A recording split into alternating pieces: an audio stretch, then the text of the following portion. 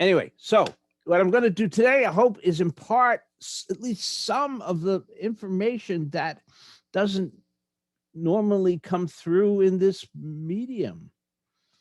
That you might, again, I said, you might informally ask the person that's sitting next to you in the Zendo, or you might catch the teacher during a break and say, hey, why did you just do that? You know, and or you might get formal instruction during a retreat on things like bowing or you know, how to participate in a service. We don't do that. Okay. So I'm going to hopefully cover some of that today. And maybe I'll start with the Raksu, okay, also known as the bib thingy. And some of us have these bib thingies and some of us don't. And in this particular environment, all the bib thingies are black, but there are also brown and blue bib thingies. And there's a significance to each of these things. Soto Zen has infinite detail. It's like fractals. You know, they just keep getting smaller and smaller and smaller, you know, down, but all the details are being repeated at many levels. So we sort of have this fractal culture in Zen, in Soto Zen, many things. But let's start with the Raksu, okay? And folks, you probably can't really see it. So I'll describe it for those who haven't seen one up close. It is a patchwork of many strips that are sewn together in a fairly intricate pattern. Okay, so what's this all about? This represents the robe of the Buddha and the robe of a Buddha. In ancient times, in the time of Shakyamuni Buddha, if you went to join the Sangha and become a monk or a nun, you had two things, a robe and a bowl. Those were your entire worldly possessions. A robe to cover your body and a bowl to eat meals from. Now, how did you acquire that robe? Well, the way that most of the robes were acquired was you went to the charnel grounds, you went through the dead bodies, and you found scraps of cloth. And you took those scraps of cloth and you washed them and you dyed them. And then you sewed them together, all these various pieces and scraps, into a robe. So the robe inherently was a patchwork. And you often, when you're reading koans and things, they'll talk about patchwork robed monks. That's what the origin of that is. It goes all the way back to the time of Shakyamuni, and it's how these were constructed. Now, over time, this got formalized. So the pattern that's on my Raksu, give or take a little, is on all Raksus. Okay, it varies a little, but not a lot of variation. And at least the legend is, or allegedly was, that this was to symbolize a rice paddy that the Buddha looked out over during his period of meditation. I have no idea about that, but that's the story. Okay. Well, why do some people have these Raksus and others not have a Raksu? It's because the Raksu also symbolizes something very specific, which is taking the precepts. Right? In our particular lineage, and in Soto generally, there are now 16 precepts of the Buddha way. Initially, there were actually hundreds. They were originally created as the rules that Shakyamuni Buddha gave to the Sangha to describe the life of a Buddha, to describe the life of a monk or a nun, and also to create harmonious relationships within the Sangha, which, often with him, there may have been 1,000 or 1,500 people gathered during the rainy season together. And so, that can get abrasive. And so you had these rules to follow. Well, over the centuries, we've kind of winnowed that down, and we have 16. And in some ways, those precepts describe the life of a Buddha. If you could live every day in harmony with those precepts, you'd be there. And those of you who are familiar with the precepts and know that in fact it's impossible to keep the precepts for more than about 8 seconds, and then we screw up constantly. Okay, and there's certain favorites that we all have, like not blaming others and elevating ourselves, right? We're fond of breaking that one. Anyway, but so, and the particular thing that happens in our lineage, in our treetop branch of that lineage, is that we spend a year prior to taking the precepts studying the precepts, right? And each precept is studied for a month, and there's discussion with the teacher before, and then at the end of that year, the person sows their Raksu, and there's a ceremony called Jukai. And at Jukai, even though they did all the work themselves, it gets nicely presented by the teacher as if I did something, and they put it on. Okay, so this therefore, in a way, has deep significance, right? It signifies the Buddha, the Dharma, the Sangha, all of the precepts. And when we're putting it on, we're sort of acknowledging that. We're acknowledging our relationship to the precepts. The Buddhist precepts are not like the Christian or Judeo-Christian commandments, originally Jewish commandments, but which are absolute imperative statements. Thou shalt not, thou shalt not. That's not the form of the Buddhist precepts. The Buddhist precepts say, I vow to take up the way of. I vow to take up the way of. What does that mean? Well, there's a certain existential quality to that. For each person has to decide, what does it mean for them to take up the way of? And furthermore, how will they fulfill that precept? I often talk about the one about not killing because it just presents such a nice, clear example. We are all killing every moment of our lives. Just by virtue of being alive, we're killing microbes and various, things that we breathe in and we kill, and we get in our water and we kill, and so on. We walk on the ground and we kill things, and we eat and we kill things. In the sense of this precept, perhaps a carrot is no more or less important than a cow, right? Both get killed in the act of our eating. And we set up hierarchies, but do those hierarchies apply? That's for each person to figure out for themselves. I can't tell you the answer.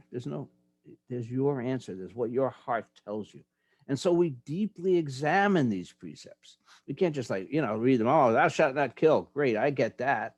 I'm not going to go out and kill anybody unless it's a war, and then killing is legal. Okay, but that's not how the precept works. And so theoretically, every day we should be kind of looking at this and say, examining, how am I living in relation to these precepts?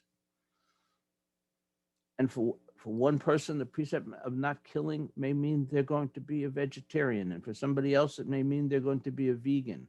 And for somebody else, they may say, well, I'm still going to eat meat, but I'm only going to eat meat that's been humanely raised and slaughtered. But there's no one. We don't have,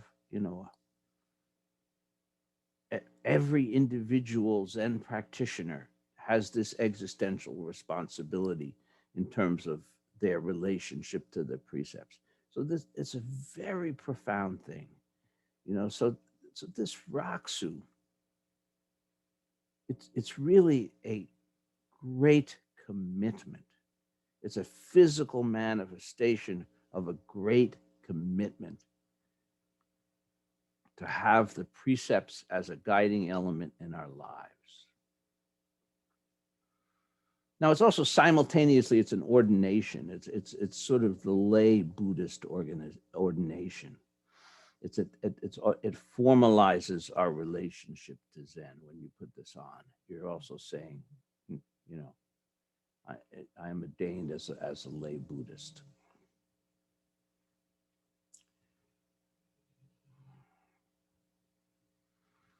Now, this now immediately kind of segues into another question, which is the whole question of rank. We in America love rank. Okay, we love our merit badges and our, you know, all of those things. You know, I was most of you don't know this, but for over 20 years I taught martial arts years ago when I was a lot younger than I am now. And, you know, in martial arts, the concept of the belt was something that held your top in place, right? And historically, everybody started with a white belt. And if you practiced for a really long time, that white belt got brown and then it got black, right? And so there was no such different color belts. There was just one belt that you got really dirty. You didn't wash it. And over time, it changed color. And that signified the fact that you were a more advanced practitioner.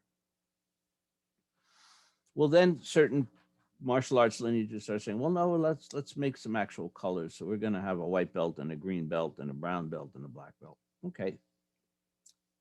That went on in Japan, among other places. Well, got here to America, we weren't content with 4 colors.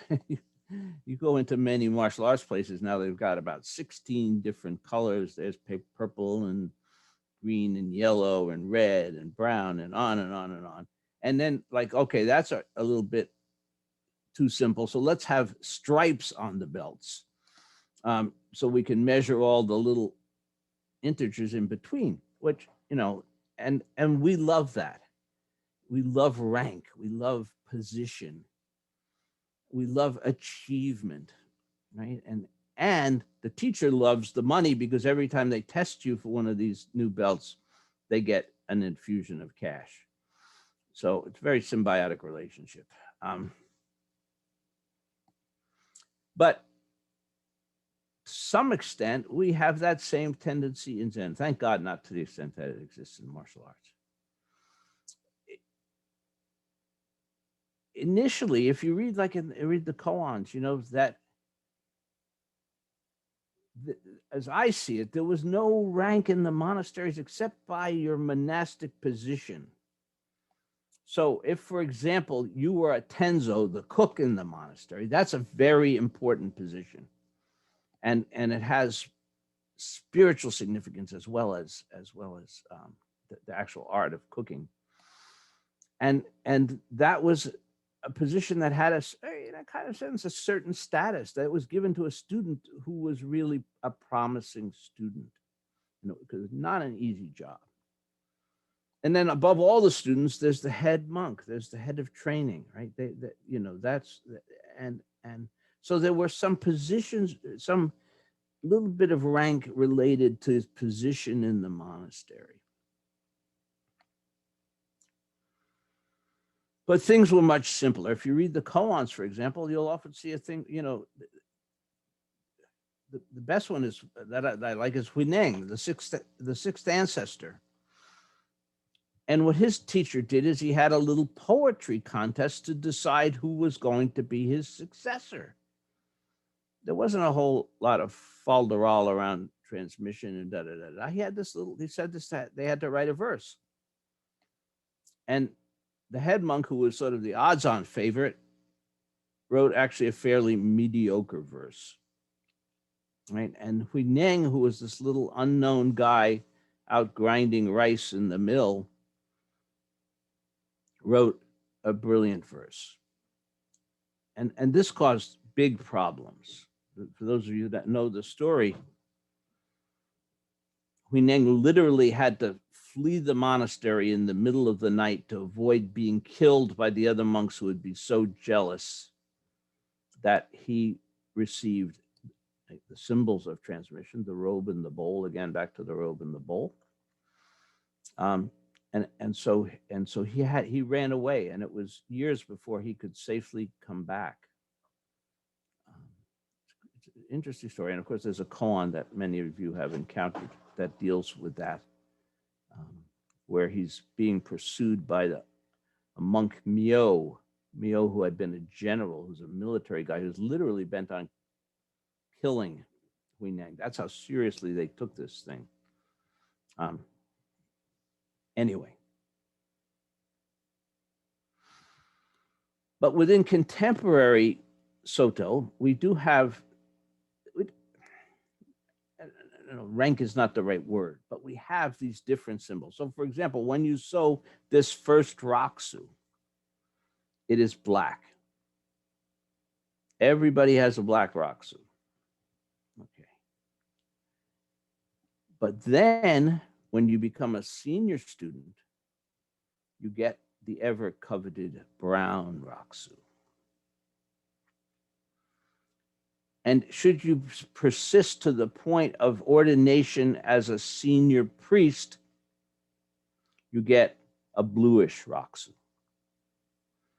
And they're interchangeable, so you can match them with your clothes, that sort of thing, when you have the full complement of Raksus. You don't want to wear the blue Raksu with your brown shirt, all that sort of stuff. But so to that extent, we in a big monastery, where I first practiced in a big monastery, this was very important. So brand new people were there in their ordinary civilian clothes. And then if you went through the step of formally becoming a student of that teacher and of that monastery, you got a robe. There were student robes. And you'll see those many places. We don't have them. We don't do it. Okay. And then if you kind of persisted longer and you did in that branch, you didn't study the precepts for a year. You went to the monastery and did a week-long retreat where you worked with the precepts, some during the retreat, and you also sewed your Raksu. And for a non-sewer like me, that took about 40 hours of sewing, roughly. And then you did the Jukai ceremony. But anyway, so then the next step, you got the student robe, then you got the robe and the Raksu. And then, of course, some people, now there's the other piece here, is that we, in White Plum is our lineage, which is the students of Maizumi Roshi. Maizumi Roshi brought White Plum lineage to this continent. In White Plum, there are two branches of the lineage. There's the liturgical branch, the priestly branch, and there's a lay branch. So in our lineage, it is possible to go all the way and become a teacher and not be a priest, but be in that lay lineage, okay? And there are many notable examples of that. Particularly, we have a whole branch of our lineage that's Catholic. We had, under Father Bob Kennedy, we had a rabbi, he's now deceased, who was a teacher in our lineage. We had a Sufi sheikha who was a teacher in our lineage. Okay, so, and those folks typically are not Buddhists. So you have this odd distinction. But the practice of Zen, if you think about it, practice of Zen is non-theistic. There's no mention of God or a God either one way or either affirmatively or negatively. It's non-theism. We don't talk about it. So that, in a way, allows someone who's a Catholic, who has a faith in God and in Jesus, can participate in Zen. Margaret, my teacher, was a Catholic. she was a convert to Catholicism, and she was actively practicing Catholicism. And it's interesting because she became a teacher. Steph gave her transmission, but she was not a priest. She had not taken the priestly vows and ordinations. She was a layperson. And when it became apparent that Steph was dying, she did not want the priestly side of the lineage, the form of the services and so on, to die with him. So at that point, she decided to become a priest. And I actually had the honor of shaving her head at that time when that happened. And she had to get special dispensation, you know, and Margaret was this very brilliant and skillful person. So what she did was she found, you know, the Newman centers at colleges are typically the most liberal priests around. So she went to the priest at the Newman Center at UMO, and he said, yeah, it's okay. So so she was able to take the priestly ordination in Zen and remain a Catholic. Although after that, her Catholicism kind of faded into the background. But we have that option. And so we have these options in our lineage. People can go and become priests. People can also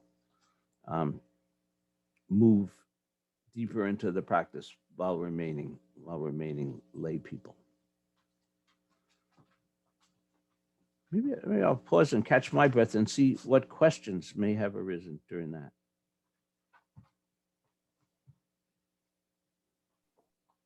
I have two questions, Peter. One is, I noticed that those who have a Raksu, before they sit, place it on their head. And I wonder what is the significance of that. And my other question is, where do the Japanese names come from? Which that's an easy one, Japan. Okay. No, I'm not sure. When you say where do they come from, I'm not sure. Who decides what your name will Oh, the be? Dharma names. The Dharma names. Dharma names. Okay. Sorry. Yeah. Yes. No, that's okay. That helps me understand. Okay. So the first question is, why do people put it on their heads? Good question. And the story is that when Dogen was in China, he was in the meditation hall one day, and a monk there had placed, in this case, I don't think it was a Raksu, it would have been his full robe, his monk's robe on his head, and was standing in gasho like this. And what he was doing was reciting the verse of the Kesa. And the Kesa is the robe. The Kesa is the O Kesa is the big robe, and the smaller Kesa is actually the Raksu. Okay. And the verse of the Kesa is, vast is the robe of liberation, a formless field of benefaction. I wear the Tathagata's teaching, saving all sentient beings. Okay. So when we put that on our heads, we stand in gasho, and we repeat that verse 3 times.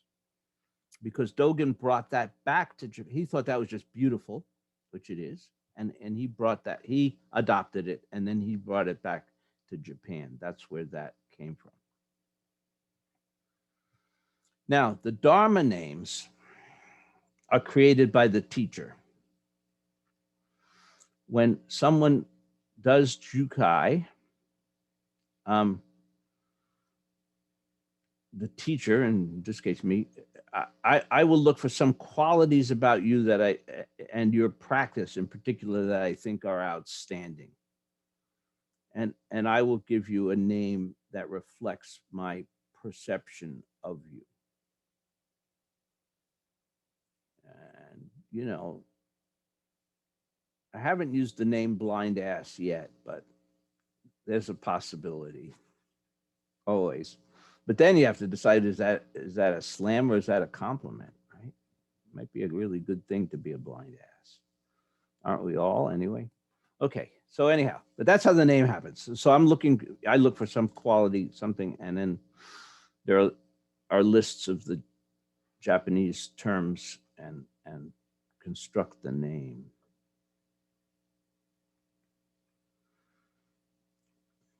Thank you. Yeah, oh sure. And the name can also be changed when you do tokudo, when you do the novice priestly ordination, the teacher can also change the name. So I had a name from my original teacher who was Daido Roshi, and then when I did tokudo with Stephen Margaret, they gave me a new name.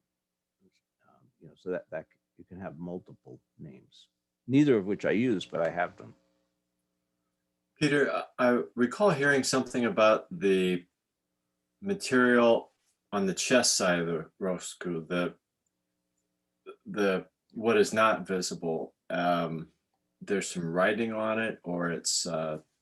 Can you tell me about that? Yeah, this one, the back panel is white. This was not my original one. This is one that Treetop bought at some point, so it's not there.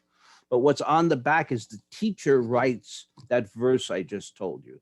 The verse of the case, the teacher writes that onto that back panel. Mm-hmm. And then we'll say, and it'll say, given to whatever the Dharma name is, this 17th day of April, 2021. And then the teacher's the teacher's seal goes onto that. So it's the official stamp of approval if you've got one without the stamp, it's just a piece of material. Yeah. This is just a piece of material, but so's right. the one with. I'm being a little sarcastic. Yeah, but so's the one with the chopper. But I mean, it's all these things are important and all these things are absolutely unimportant simultaneously, right? Mm-hmm. And so there's some beauty to it. There's some tradition to it, and this I feel deep in the case of the Raksu, deep meaning. You shouldn't want to put one of these on unless you really have some connection to the precepts and this practice is meaningful to you, and that's what this should symbolize is, the depth of our relationship to the practice and to the precepts. And it's a reminder of that. It's not for other people, it's for us. Oh, put this on. Oh yeah, I gotta be a nice person today. So all of this symbology is important and it's trivial simultaneously. I just wanted to add, having one myself, that it is sewn by hand, and that process, especially for somebody that's never sewn before, gives it a whole nother level of meaning, and that process of making it is it's pretty special, and it has its own meaning, and whether Peter stamped it or not, it would still have that special meaning to me. Oh, thank you for saying that, Carl. Thank you. Yeah. Peter, do you want to explain the little soto shu that's on the back or whatever may be on the tab on the back? Yeah, I don't know if I have that on this one. Yeah, I do. So yeah, there's a little, I can see it. There's a little green triangular shape on the back.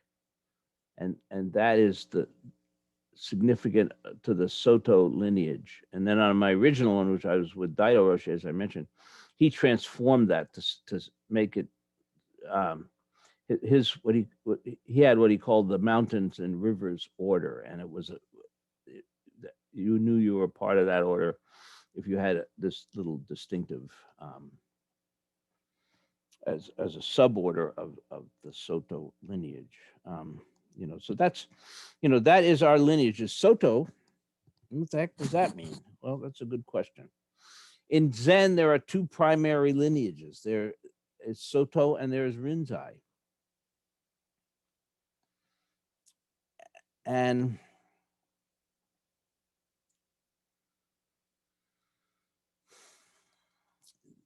there are historical traditional distinctions between those lineages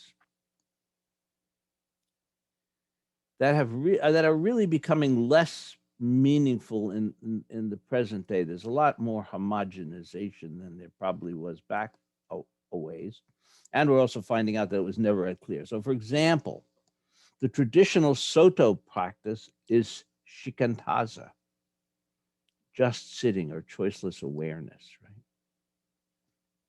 The tradition, and we also know that there was koan study in Soto. Similarly, in the Rinzai world,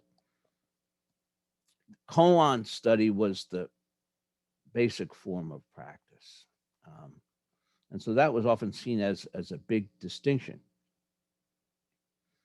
Again, with our lineage, with Maizumi Roshi had transmission as a teacher in Soto. Now, it's not true, sometimes believed, but not true that he also had Rinzai transmission. He did not. But what he had was Inca in Rinzai. Those of you that are familiar with Jimmy Durante know about Inca. Inca do. No, I don't even know how I can explain Inca. Inca is an approval that's given to somebody who is already a teacher, typically reflecting some increased maturity. Historically, again, different. In Japan, when you became a teacher, you had very limited authority, very limited responsibilities, more like what we would call a Dharma holder in this day and age, in this country. And you had to be a teacher for a while before you became what was called a Zen master. I think it was about 2 years or 3 years or something like that. And then your teacher, if they approved of you at that point, they could give you Inca, and you would be a fully empowered teacher. And in this day and age, I don't know what's done in Japan now, and in this culture, but it's different. It's different now. I probably should withhold my comments about Inca, and just say it's like I don't know what to, it's like a certificate of advanced study or something that that as close as we can get in our sort of Western understanding. I think it's probably, I have a fair amount of faith in the authenticity of Dharma transmission. If you go to those Zen chat rooms, you will find people who will tell you that transmission is absolute bullshit. There's no authenticity to it. It's all politics and money, blah, blah, blah. Okay.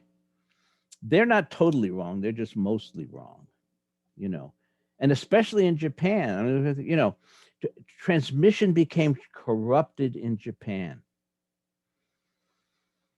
It became politicized, and it often passed in families having nothing to do necessarily with the realization of the person that it was being passed to, but simply because Zen priest and teacher became a career there. People made their living doing that. And so what you did is you went to Zen boot camp, you went to the monastery in Soto Zen, Eiheiji or Sojiji, and you spent a year or two there, and then you went home and you started functioning as the priest in what was typically your father's temple. So there was this sort of patrilinear hierarchy, and it also, money reared its ugly head, as it often does. And what Zen priests became noted for in Japan was funerals. Unlike us, the Japanese don't think you have to be like only one religion and do things only one way. So that Daido used to describe the fact that people in Japan liked Shinto for births, they liked Catholic for weddings, and they liked Zen for funerals. And so for many Zen priests, doing funerals became a fairly lucrative career. I mean, I remember Daido talking about the first time he went to Japan, and he was met at the airport by a limousine that had been sent by this priest that he was visiting. Okay, so to some extent, I don't want to be overly critical, but I'm obviously being a little critical. The process of transmission became corrupted in Japan. And it may have at other times too, you know. So it's not pure that way. It's also not pure in that when those of you that will construct or have constructed or will construct a lineage chart, you will see all these people going back to Shakyamuni Buddha and on down, and eventually you get to Peter Wohl and then you. Okay, and there's all those 91 people in between. Well, those aren't necessarily actually the line of transmission. There's pieces that were lost, so people were plugged in to fill up the lineage. Okay, so the lineage is not historically accurate. It's substantially accurate. So the people that are critiquing transmission have a grain of truth, maybe more than a grain of truth. On the other hand, my belief is that I can't speak to across the ocean, but in this country, I think the process has been done with tremendous integrity. And that people who are, by and large, people who are in Zen teachers in this country are there because they should be. Again, is that perfect? No, but you know, I believe in it, in the fundamental authenticity of the transmission process. And until this is done by other than human beings, that's the best we're ever going to get, right? Because we're human beings.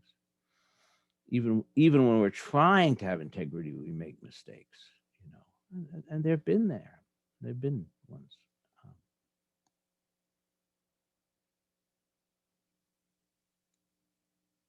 Okay, questions again.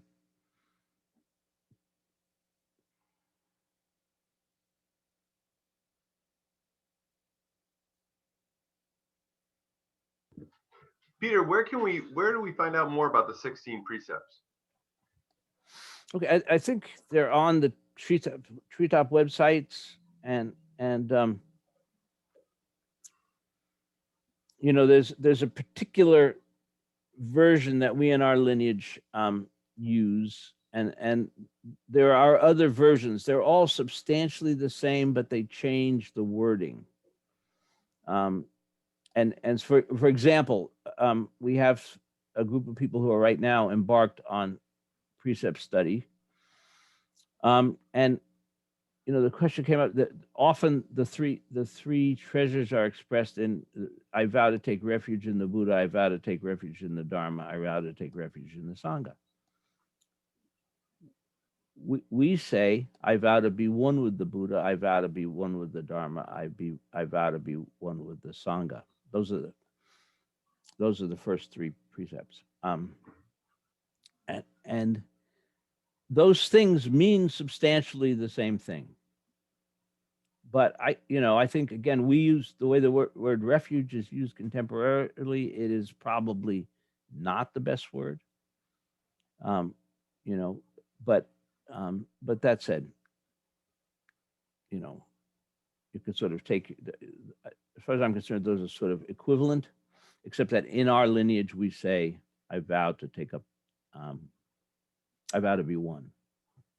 And then with the other precepts, those the pure precepts, and then there are the grave precepts. I vow to take up the way of not killing. I vow to take up the way of not stealing. I vow to take up the way of not lying, and so on and so forth. There are 10 of those, and the six pure precepts. And so at each empowerment, you are given the precepts again. For example, when you do Jukai, you go through the act of being given the precepts. The teacher recites the precepts, and then you recite it with them. And then you do that again at Kokodo at the the novice priestly ordination, and you do that again at Denkai at the senior priestly ordination. At each step, you kind of re-engage your relationship with the precepts. That's how important it is.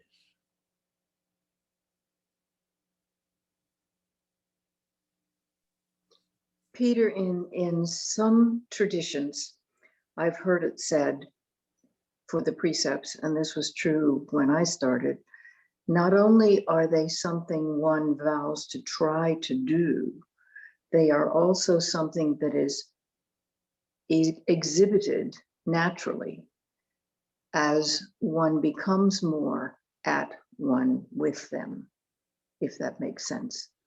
Yes. Okay. And that's fundamentally correct. And if it was absolutely correct, we would never have Zen teachers who sexually abuse their students, right? I mean, so both things. Well, what that means is it's impossible to be enlightened and not be manifesting your enlightened nature. It is possible to go back constantly to our small self, our self-centered self, no matter how deeply we have realized ourselves. You mean impermanence reigns? Everywhere, right? And so that's often a hard one for folks, and I understand that. Again, if you go on those chat rooms, you're going to find lots of people seeing that the Zen is complete hypocrisy, because teacher so and so slept with his students, and unfortunately, there are more examples of that than I would wish that there were, but they are numerous, and they continue. Okay, but I think that that's inherent in the fact, in our humanity, and in that teachers don't cease to be human. And if a teacher for a moment has the arrogance to think that they have somehow transcended that humanity, that's how they get in those situations. If anything, as a teacher, we've got to be hyper vigilant of our own human frailties and tendencies. And that begins with acknowledging them. There was a thing that used to be said that, a teacher was infallible, that they couldn't be wrong. Absolute, utter nonsense. But there are some notable exceptions. I mean, but in general, that is not true. And so, and that's where Steph used to say, never give away your power, never give away your power. Teachers can be wrong. Now this is kind of a subtle distinction, because on the other hand, if you said, well, then my interpretation of the koan is just as good as your interpretation, no. But as some of you are getting on in koan study, sometimes you present an answer that's, I will say, is correct, even though it's not the answer that I gave. And so again, there's nothing absolute here. This is all process and transformation. And there are going to be times, what I'm trying to do is use my sort of, at this point, instinctual relationship to the Dharma to look at your answer as best I can. And I may not always be, I just encouraged somebody this morning, challenge me. You think I'm not right? Challenge me. But at the end of the day, I'm right. if you challenge me and I say, nope, that ain't it, then you got to accept it. But, there's no papal infallibility in Zen.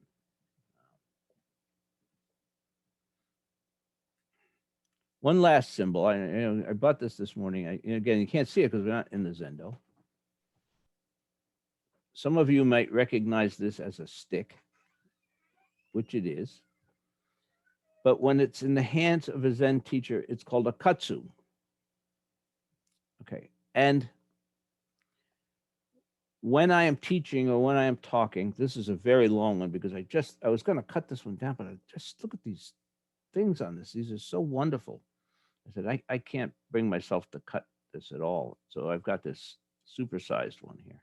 But anyway, what does that mean? Okay, when you become a teacher, actually at Denkai, when you become a senior priest, you are empowered to carry a katsu and use it in a ceremony. So we use it in the ceremonies, we use it, and there's certain things we do with it that you probably don't notice because we don't tell you about that. But anyway, that is the idea of, again, the symbology is that my hand is joined with the arm and hand of the Buddha. That when I am carrying this and I am speaking the voice of the Buddha. And what does that mean? I don't know. What it means is that, hopefully what's coming out of my mouth is the Dharma, not Peter's wants and needs and so on and so forth. And so again, like the Raksu, it's also sort of a reminder to me when I picked this up, okay, I have a responsibility, that what comes out of my mouth is the Dharma, as best I can do that. As best, and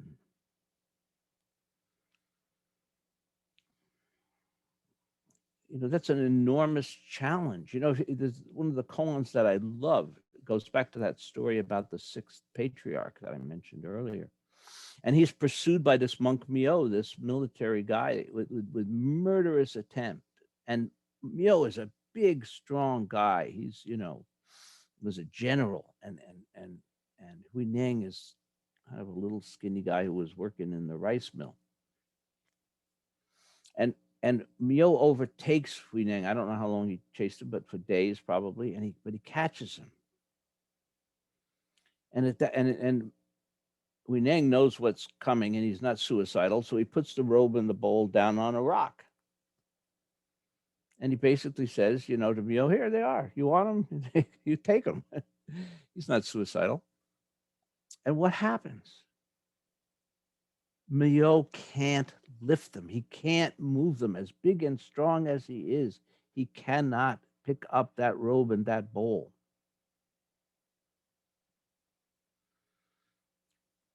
And what that's always said to me is that Dharma, because that robe and the bowl symbolize the Dharma.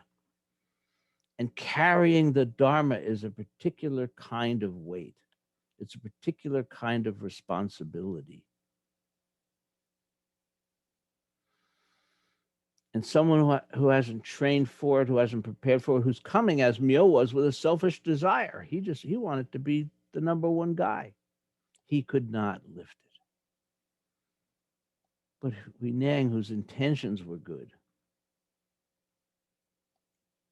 was able to pick it up and carry it. So I love that koan in part to me because to me it speaks to the weight of carrying the Dharma, that it's a responsibility.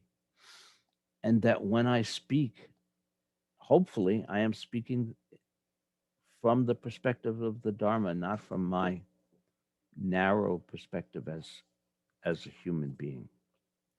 Although obviously those are intertwined in complex ways.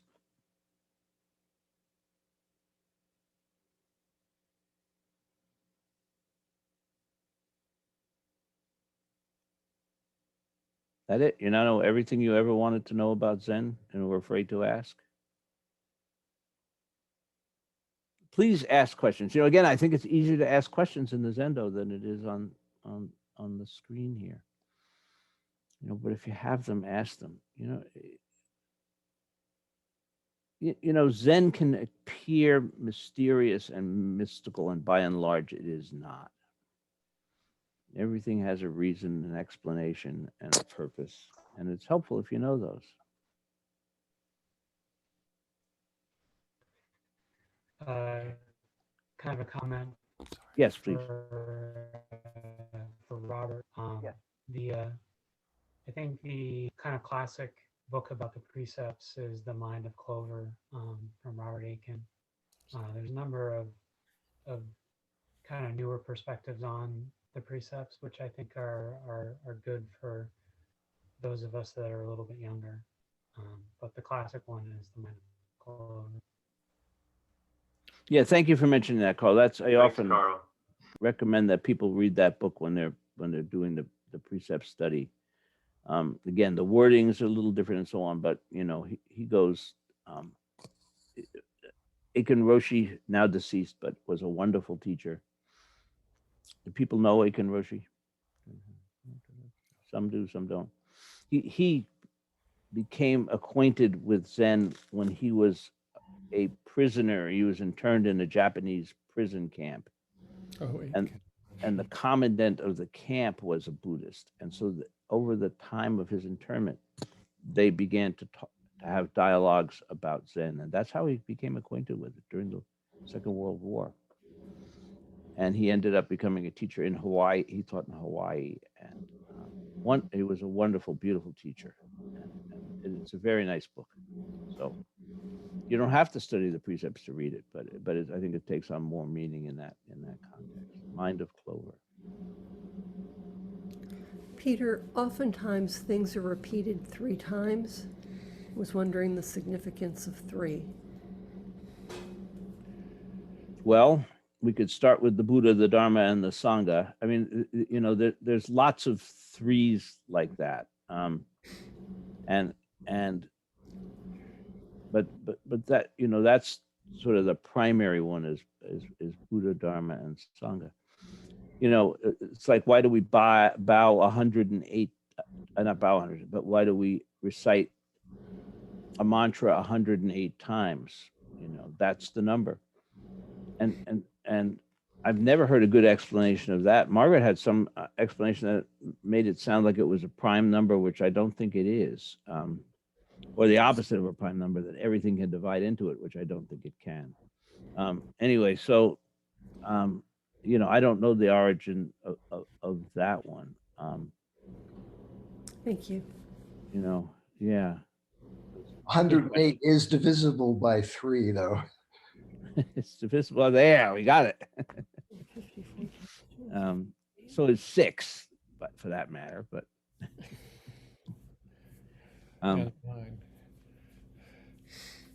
yeah,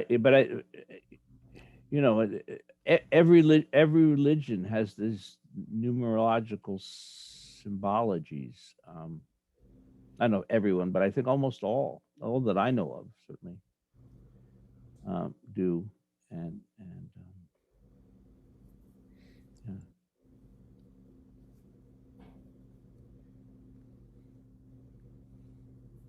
Good.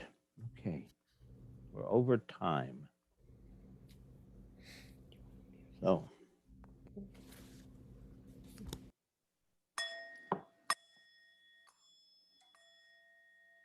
Creations are numberless. I vow to free them. Delusions are inexhaustible. I vow to put an end to them. Reality is boundless. I vow to perceive it. The enlightened way is unsurpassable. I vow to embody it. Creations are numberless. I vow to free them. Delusions are inexhaustible. I vow to put an end to them. Reality is boundless. I vow to perceive it. The enlightened way is unsurpassable. I vow to embody it. Creations are numberless.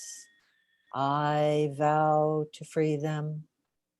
Delusions are inexhaustible. I vow to put an end to them. Reality is boundless. I vow to perceive it. The enlightened way is unsurpassable. I vow to embody it. Thank you. Yeah, 3. So there, 3 came up again. Three comes up a lot, right? We repeat chants 3 times. When we do service, what seems like one service is actually 3 services. When we do prostrations, we do 3 prostrations. 3 comes up very frequently. And again, my immediate assumption is that's reflecting the Buddha, the Dharma, and the Sangha. But if any of you find out something else, please share. Please share it with us. Monty Python said it was the time that you needed to hold the grenade before you threw it. Not 2, not 4. That in that context, I'm kind of a 1 guy. Okay, everybody, Okay. be well. Thank you all. Thank you, Peter. Thank you. Thank you, Peter. Thank you, Peter. Thank you, everybody. Thank you.